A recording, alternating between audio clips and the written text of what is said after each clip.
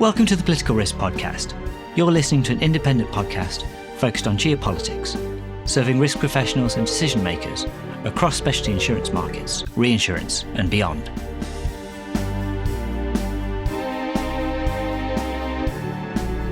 I'm your host, David Benyon, and I'm joined for this episode by Dan Callow, who's the lead underwriter of political violence, terrorism, and war lines of business at IQUW.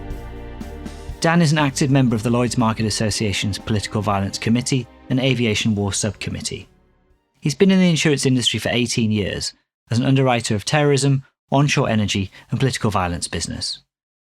Dan's worked in both London and New York at Talbot Underwriting and Validus Specialty previously, before he joined IQUW when the specialty insurer and reinsurer launched in July 2021. I hope you enjoy our conversation together. Let's get into it. Dan, firstly, welcome to the pod. Thanks for joining me. Yeah, thank you. Nice to be here. So Dan, let's start off by talking about IQUW itself. It's still a very young company, 2021 formed. What's the journey been like? Yeah, so the company came about initially when Peter Bilsby became the CEO of the ERS syndicate, which was the sort of last motor-only syndicate within Lloyd's. And he was tasked with building out a new specialty insurer, reinsurer. During that initial period, the company took over the Arcus 1856 syndicate that was in runoff. That subsequently became the IQUW syndicate, so that the company had the ERS motor syndicate and the 1856 IQUW syndicate, which was part of the overall IQUW managing agent. IQUW itself is now in its third full year, and the company has grown to 16 different lines of business over that time. And yeah, 3 years have gone very fast. Yeah, I follow some of the announcements online, certainly some of the people joining the board and things, and it's impressive. As Kevin Fisher, was it Guy Carpenter, Peter Hearn as well, Ed Noonan. Yeah, it's an impressive roster on your board. Yeah, it really is. I think that's probably one of the things that has attracted a lot of the staff that work here to the company, was the very well-known names within the market. And also the people that are writing the different lines of business here are well known within the market, have very good reputations. And I think it attracts sort of similar people to the business. How about yourself though? So when did you join IQUW? What's been your role within this new specialty insurer? I started at the company in the early days of, it was still Arcus at the time, but of the IQUW syndicate. So I started April 2021. When I started, there was literally a handful of us. Yeah, I've only got it down as launching in July that year. So you were in from the very beginning. So yeah, it was a few of us there before we actually started any of the underwriting. And in those days, we were just coming out of COVID as well. So a lot of the meetings we had were online, and there would be 6 of us on a Teams call. Sort of, what do we do now? Yeah. So yeah, it's changed a lot over the last 3 years, but it's been good to see and watch the company grow. So you're part of the business, the political violence and war book. Can you tell me what it consists of? The book I write has sort of 2 distinct areas. The first is the political violence book. So that is covering the perils of terrorism, strikes rights, civil commotion, war on land, active shooter. And it's predominantly looking at fixed assets, mainly property. The second part is what we call the war book, and that's the aviation and marine war side, which covers very similar perils, but for aircraft and vessels. Yeah, that traditionally marine business in the way it's written at Lloyd's. Yeah. Including the aviation side. Exactly. It's those standard markets that are well known within the Lloyd's. And all written within Syndicate 1856? All the business that we write is all 1856, and it's all written in London currently. The book of business itself, between the two, so the PV and the war book, the split for us is roughly 50-50. It's a predominantly direct and facultative book. However, we've got the ability to write all different types of things. So if you looked at our whole portfolio, we'd have a mixture of binders, line slips, consortia, and obviously like the direct business as well. So Dan, I always like to ask people about their routes into the industry. I get a lot of questions from listeners who are either perhaps students thinking about getting into insurance sector, also sometimes people who are maybe leaving the armed forces and they're interested in these lines of business particularly. So tell me about your route into the industry and your career before IQUW, both at Talbot and Validus. So I started in the industry September the 11th of 2006 at Talbot as an underwriting assistant in the marine war terrorism team. For your line of business, that's quite an easy date to remember. Exactly. I know it's an odd day to be starting in a terrorism business, but actually I had a colleague who in my team now who started on the same day, but 17 years later, which makes me feel very old. But yeah, so I started at Talbot in 2006. To get into the industry, for me, it was chance more than anything. I'd studied economics and I had the idea of trying to get a job in the city. So during my last year at university, I applied to many different sort of finance roles, any sort of job that had links to the city effectively. But like everybody else, you never really specifically went for insurance. It's just ended up that way. I knew nothing about insurance. I've never met anyone who deliberately wanted to get insurance. I had no knowledge of Lloyd's of London or anything. One of the companies that I sent my CV to was an insurance recruiter. So I'd had a meeting with them. It went well. They said, we'll put you forward for underwriting assistant jobs. I then finished university and went to work at a soccer camp for 3 months in the US. And when I got back, I had 2 interviews. One was at Talbot, one was at Catlin. The Talbot one was first and it went really well. And that was it. I was in then, and it's sort of just gone from there. And you worked on both sides of the pond? Yeah. So I worked at the syndicate in London initially for the first sort of 2 years. And during that time, Talbot had been acquired by Validus, which was a Bermudan reinsurer, which started post-Hurricane Katrina. Ed Noonan's shop. Noonan's shop, yeah. And so during that time, Talbot then started opening hubs globally, one of which was New York. So I was asked to go out there for a 3-month secondment when the office sort of started. So initially going over there, literally plugging in the computers as the office was opening. And I ended up staying for 6.5 years. And I was lucky enough to sort of start the PV book out of the New York office. But originally the office was writing downstream energy property, and I was able to sort of get trained up in that as well. So it was a very good opportunity. And then moved back to London in 2015 as a class underwriter for political violence and war, and was there until I moved to IQ in 2021. For anyone who's kind of thinking they'd love to basically follow a similar path, do you have any tips or advice you'd give them? Maybe someone who's not really considered this industry until now, but likes the sound of it. And not just insurance, but these lines of business, war, political violence, terrorism. I think as a starting point, if you haven't had any links to it or know anyone really in the industry, it is a very interesting place to work. I think similar type of thing, make sure you get your CV out there to as many people as possible, talk to as many people as possible. It's a relationship. I mean, specialty lines is always it's a cliche, but it is a relationships driven market. I think as well, though, there's obviously the traditional route of like some of the big companies have graduate schemes. A lot of companies now offer apprenticeship schemes, so you don't necessarily have to go through university. There's very good entry-level roles for people that are 18. But I would probably suggest that you don't need to limit yourself to, I just want to focus on one area. I think getting into the business is a good starting point. There's lots of interesting lines of business. And if you find that even once you're in, you've really got an interest in the specialty lines or political violence lines, there probably will be an opportunity to sort of express that and get into it if you really wanted to. So let's move on to talking about the future of the PV market. Obviously, it's one side of the book that you've got, but nowadays when people say PV, SRCC, strikes, right, civil commotion, is really the core of what they're talking about. But it's a segment with a lot of entrants, a lot of overlapping lines and types of business as it's evolved as well. You've got that aviation and marine side of the book, but then the also non-marine, the war, terrorism, political violence, SRCC part to it. Do you think there's a lot of variety in underwriting approaches going on within these lines of business, or this line of business?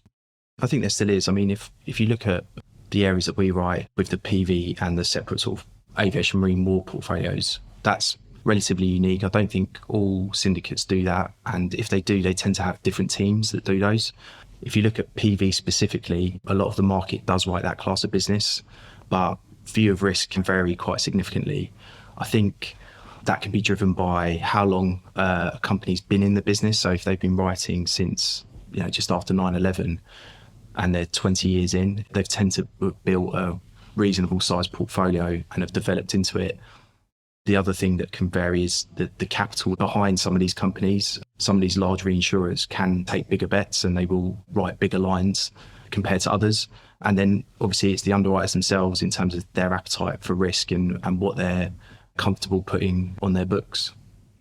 The underlying risks have changed a lot. So terrorism underwriting, before this shift in focus towards the PV part of it, just when people just used to have terrorism underwriter on their business cards rather than the PV bit, used to be really seen as to be fair, as a collecting premium line of business. You knew if you were hit, but the rest of the time it was quite quiet. I think that is fair to say that's changed, right? I mean, certainly since Chile, from most people I talk to in the market, there's whatever it is now, 6 years since then, there does seem a change in perception. First of all, do you agree with all that? And what's your approach when it comes to managing SRCC type risks?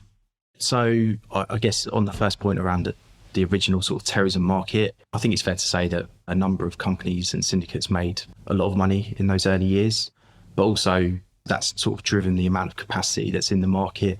You know, these things don't last forever. If people find a window that's doing well, other people want to join it.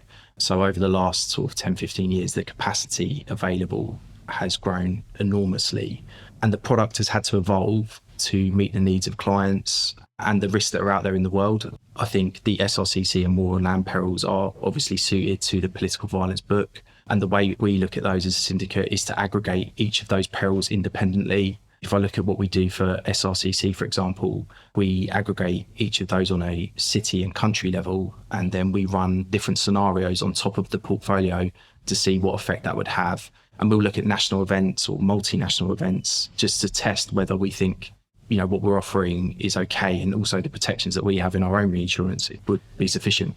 And you say the product's evolved, so how else has it evolved? If I was the client or the broker, what would I, different options? I guess originally you generally would just be able to buy terrorism cover, and there would be perhaps sublimits for the SRCC or the war on land. I think because of the capacity available in the market, you can buy pretty much whatever you're looking for, and policy forms have broadened as the market softens. You tend to see the policies being offered are wrapping around all risk forms, so you get all the additional sublimits that you would get in your property policy as well, which gives a broad amount of coverage to clients. And the limits you can buy for things like war on land are pretty enormous in the market. You know, I would definitely still classify it as a buyer's market. We have our own strategy on how we want to write business, what we're going to target. We think risk selection is the key when you're in a soft market. It's trying to pick your way through the right risks that you think will be profitable over the long term. Soft market conditions are obviously a challenge, but as we think with the strategy we have, we can work our way through it over time. We've got a really good team of underwriters here with plenty of experience who know what to look out for. When Hardy was WRB as well. Yeah. Yeah. Well, I mean, certainly when I saw Hardy left, it was the cost of reinsurance. Yeah. It was anything else. Yeah. And this is part of the picture for this line of business is the cost of the treaty to pass it on has gone up markedly. Yeah. Because the reinsurers are certainly playing hardball. 100%. Yeah.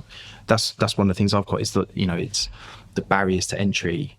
We assume post-Russia Ukraine that the barriers to entry would mean that there would be a restriction in capacity because people wouldn't be able to build viable portfolios and create a P&L that made sense.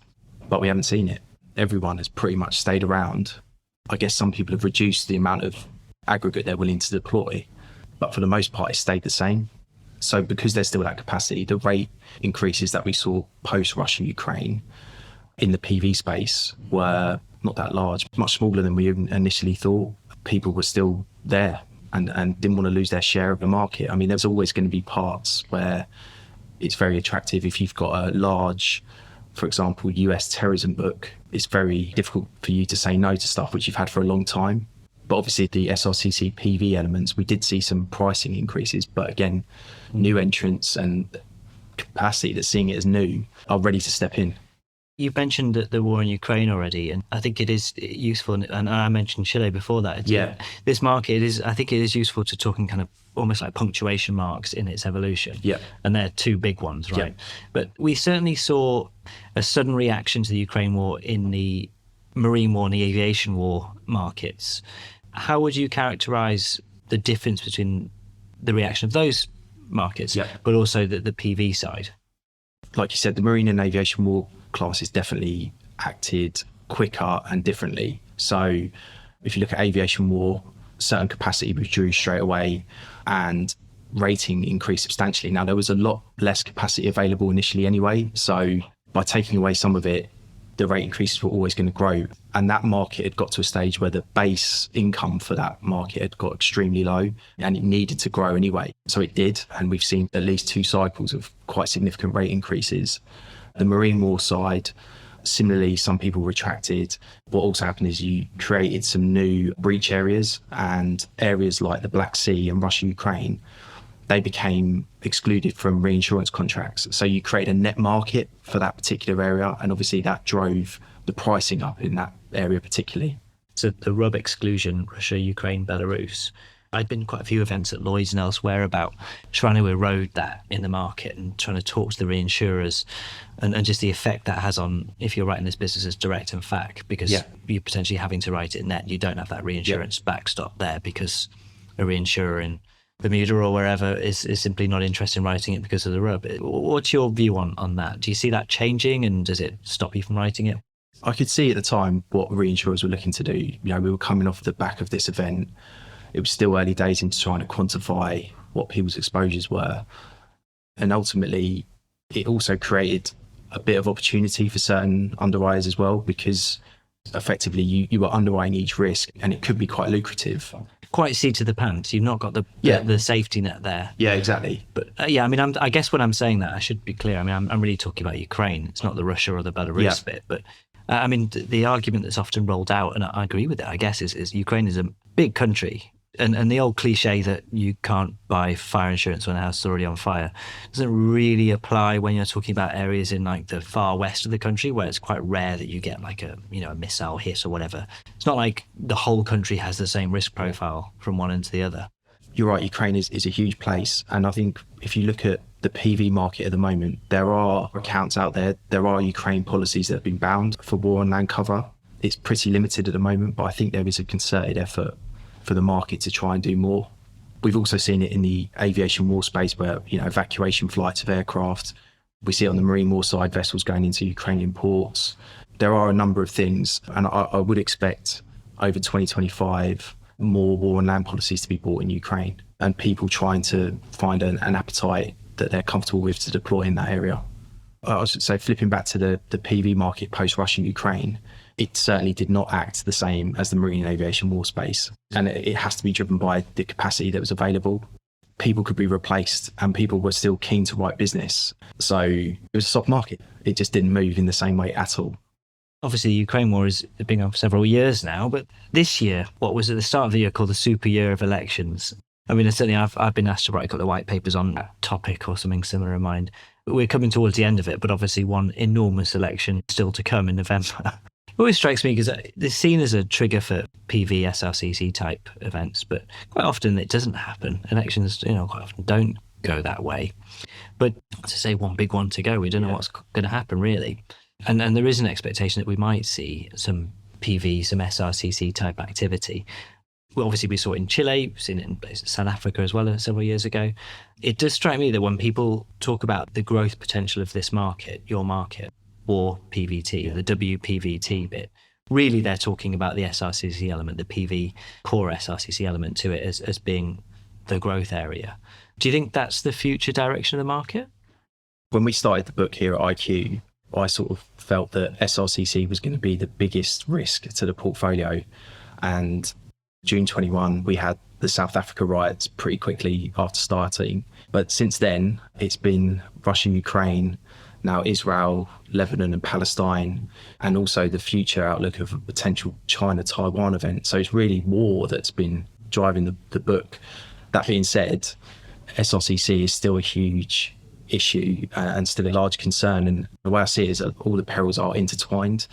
So if you look at the US election now, we could likely see some SRCC events depending on who wins or loses and how people accept the results. That could lead to some writing, but also it will have far-reaching effects in terms of the wars that are going on in the world as well.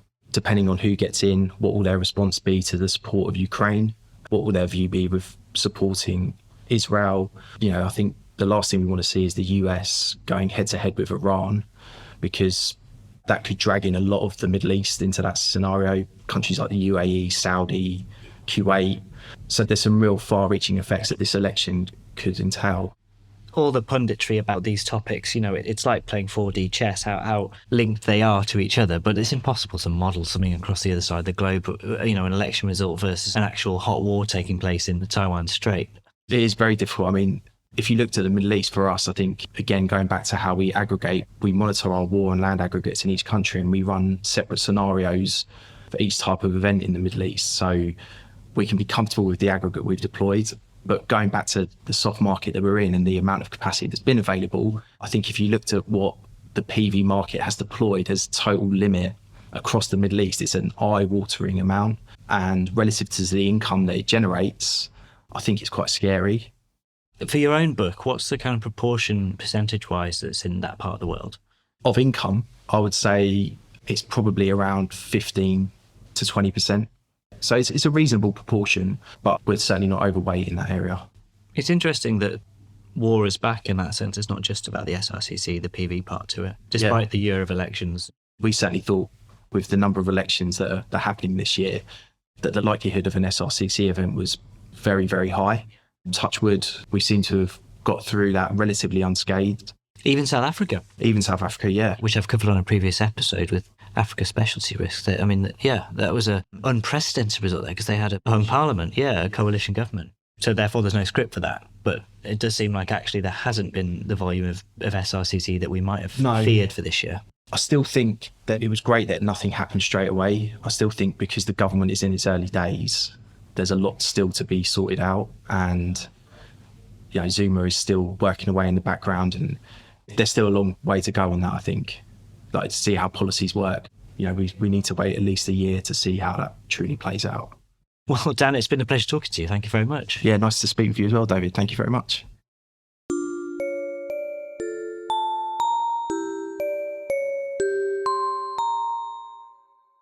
Well, that's all for this episode. Thanks for listening. I've been your host, David Benyon, and I'd like to thank my guest, Dan Callow at IQ. We'll be back soon for another episode with more geopolitical risk insights around the insurance market. Please tune in next time. This podcast was produced by Peter McGill, and Lawrence Durkin made the music.